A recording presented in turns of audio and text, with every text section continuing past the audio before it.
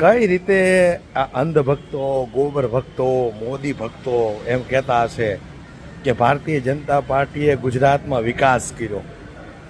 ચાલો આપણને આમ સાંભળીએ તોય શરમ આવે, પછી આપણે આના પર બે શબ્દ કહીએ ને તો એમ કે ભાઈ તને ગુજરાતમાં ન રહેવું ગમતું હોય તો પાકિસ્તાન યોજા. અલા, અમે સચ્ચાઈ હકીકતને ઉજાગર કરનારાઓ છીએ, તમારી જેમ અંધભક્તિ કરનારાઓ નથી, તમારી જેમ અમે મોદી ભક્તો નથી.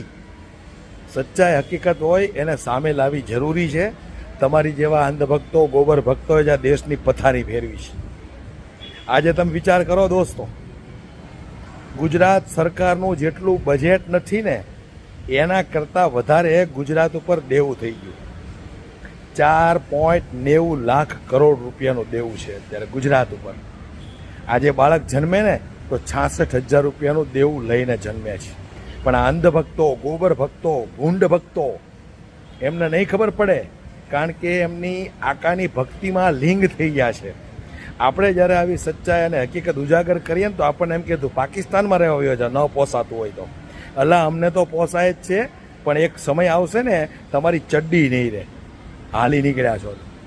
વિચાર કરો આના ઉપર અને તમારી અંદરનો આત્મા જગાડો.